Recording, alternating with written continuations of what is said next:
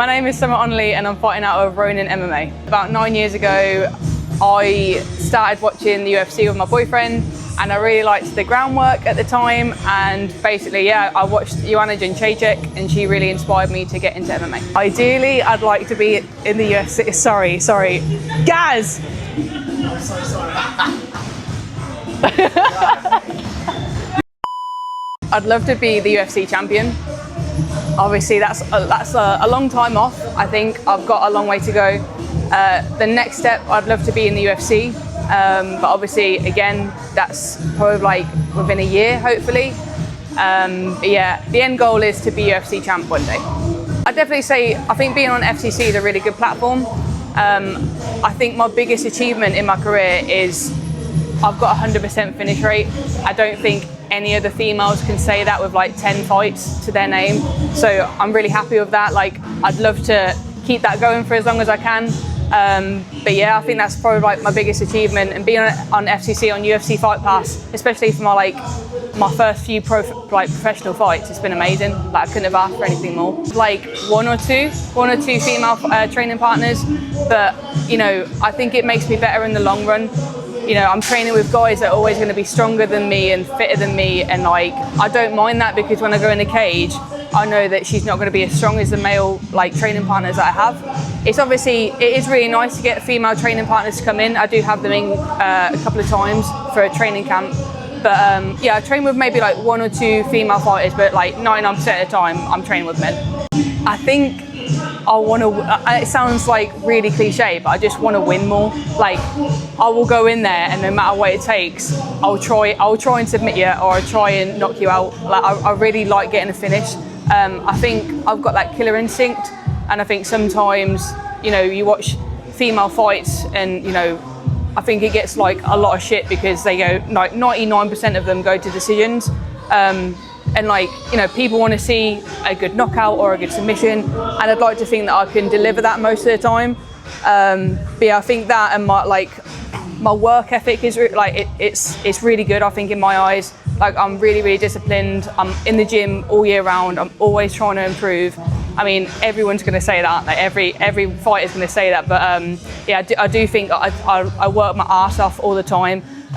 You know, I only started really taking it seriously like 5 years ago when I had my amateur debut. So I'm just trying to catch up with everyone. So I try and put in like double the amount of effort than everyone else. But yeah, I definitely say like my killer instinct is probably what separates me from the rest. My speciality in MMA is my ground game. Obviously, if you watch my professional fights, I'm more of a striker, but you know, all my amateur fights, I took them down and I submitted them, or I got ground and pound. So I've been doing jiu-jitsu is like my foundation. That's where I started off, and then I gradually got into MMA like a few years afterwards. So I'd say jiu-jitsu is definitely my foundation. It's definitely like my speciality. I'm a brown belt. I did the European gi in January and I won that. So that's like a really big achievement for me. So yeah, that's definitely my speciality. But I think in MMA now, I think you've just got to be all-rounder. I don't think you can have any holes in your game. So, I mean, that's why I've tried so much with my striking. That's why I'm like, you know, I'm working so much now, because my ground game was really good, but my striking was always a little bit like catching up with it. So now I'm trying to work on my striking. But yeah, definitely my grappling is probably my speciality.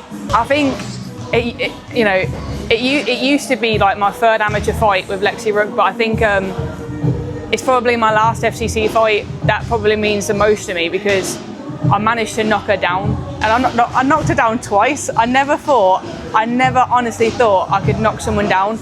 So I never really believed in myself in that respect. I always thought I could submit someone.